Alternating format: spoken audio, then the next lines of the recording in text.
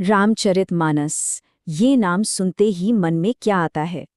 ये सिर्फ एक किताब तो है नहीं, है ना?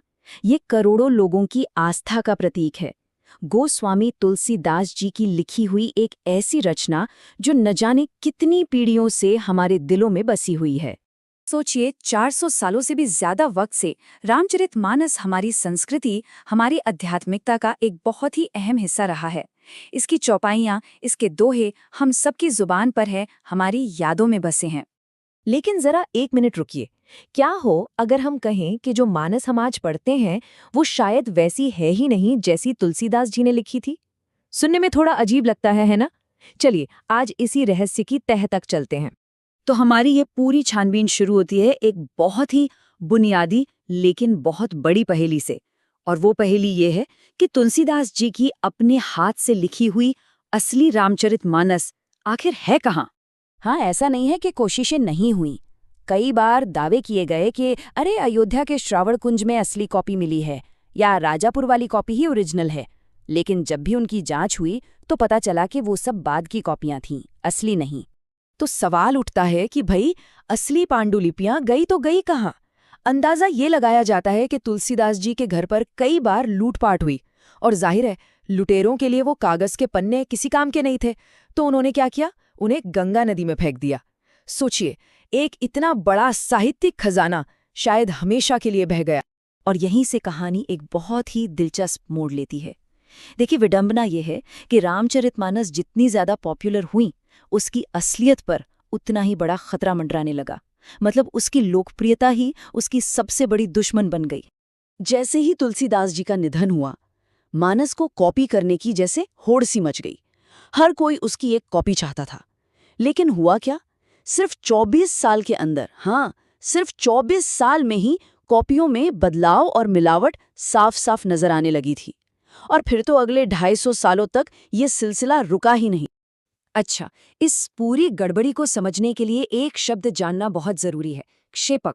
क्षेपक का मतलब होता है कोई ऐसी चीज जो ओरिजिनल लेखक ने नहीं बल्कि बाद में किसी और ने टेक्स्ट में जोड़ दी हो। कोई शब्द, कोई लाइन या पूरा का पूरा हिस्सा। और मानस में ये क्षेपक खूब डाले गए। अब जरा सोचिए, सिर्फ एक चौपाई जोड़ने से किसी किरदार का पूरा चरित्र बदल सकता है, कहानी का मतलब ही बदल सकता है। अब यहाँ एक मजेदार बात यह है कि जिन लोगों ने ये बदलाव किए वो हमेशा विलन नहीं थे।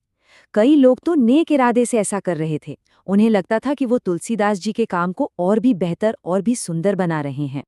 जैसे एक तरह के लोग थे संस्कृतिकरण करने वाले। इन विद्वानों को लगा कि तुलसीदास जी की सीधी सादी अवधी भाषा थोड़ी देहाती है, तो उन्होंने क्या किया? उसे सुधार कर और मुश्किल संस्कृत जैसी बना दिया। शायद सोचा होगा कि इससे ग्रंथ और पवित्र लगेगा। लेकिन इस चक्कर में मानस का जो अपनापन था, उसकी जो मूल आत्मा थी, वो कहीं खो गई। फिर आए दूसरे टाइप के एडिटर, रीअरेंजर्स। इन लोगों ने तो एक फिल्म डायरेक्टर की तरह काम किया। अपनी पसंद के हिसाब से छंदों और हिस्सों को आगे पीछे कर दिया। मतलब उन्होंने तय किया कि कहानी की शुरुआत यहाँ से होनी चाहिए, भले ही तुलसीदास जी ने उसे कहीं और से शुरू किया हो। और फिर तीसरे थे सजाने वाले। इन लोगों ने तो अपने ही नियम बना दिए। जैसे उन्होंने तय कर दिया कि हर 8 चौपाई के बाद एक दोहा आएगा ही आएगा। इससे एक पैटर्न तो बन गया, सुनने में अच्छा भी लगता होगा। पर ये वो पैटर्न नहीं था जो तुलसीदास जी ने सोचा था। तो अब आप सोच सकते हैं कि कैसी कंफ्यूजन, कैसी अराजकता फैल गई होगी। हर किसी के पास अपना अपना मानस था।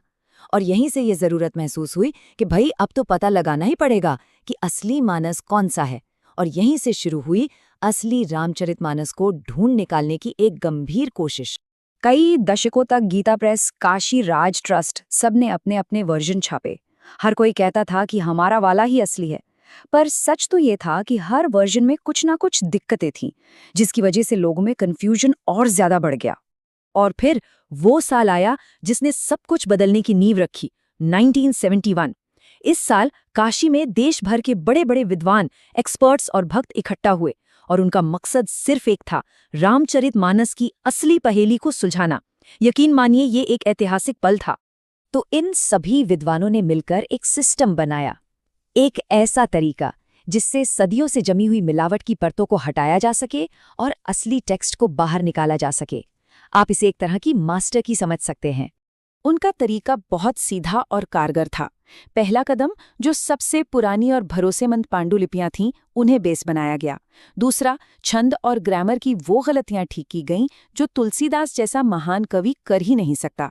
तीसरा, एक ही शब्द की अलग अलग स्पेलिंग्स को स्टैंडर्डाइज किया गया। और हाँ, सबसे जरूरी, बाद में जो भी मिलावट साफ साफ दिख रही थी, उसे पूरी तरह से खारिज कर दिया गया।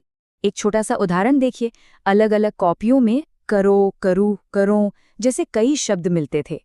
तो विद्वानों की इस टीम ने तय किया कि इन सब की जगह एक ही स्टैंडर्ड शब्द इस्तेमाल होगा, करहु, ताकि पूरे टेक्स्ट में एक रूपता बनी रहे। और लोग इस टेक्स्ट की शुद्धता को लेकर कितने सीरियस थे, इसका अंदाजा एक पुरानी पांडुलिपि में मिली इस चेतावनी से लगाइए। उसमें लिखा था, अधिक मिलाए हैं अधम, करी है नरक पयान। मतलब जो लोग इसमें फालतू चीजें जोड़ेंगे वो अधम है और नरक में जाएंगे। देखिए कितनी बड़ी बात है। तो इतनी सारी मेहनत, इतनी छानबीन, एक तरह की टेक्स्ट वाली जासूसी के बाद सवाल वही है, क्या असली रामचरितमानस मिल गया? सच तो ये है कि सबसे पुराने सबूतों को मिलाकर एक लगभग सही, एक क्रिटिकल एडिशन तैयार कर लिया गया है। लेकिन वो एक कॉपी, वो एक असली पांडुलिपि जो खुद तुलसीदास जी ने अपने हाथों से लिखी हो, वो आज भी एक रहस्य है। वो अब भी हमारी पहुंच से बाहर है। और शायद इस पहेली का सबसे अच्छा जवाब खुद तुलसीदास जी के शब्दों में ही छिपा है। उन्होंने खुद लिखा था कि इसे तो भगवान शिव ने रचा है और अपने मन में रखा है। मैं तो बस अपने मन को समझाने के लिए इसे भाषा का रूप दे रहा हूं। कितनी बड़ी विनम्रता है। और ये पूरी कहानी हमें एक बहुत ही गहरे सवाल पर लाके छोड़ देती है कि किसी महान ग्रंथ का असली रूप क्या होता है?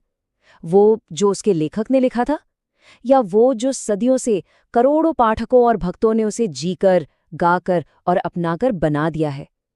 ये सवाल सोचने वाला है।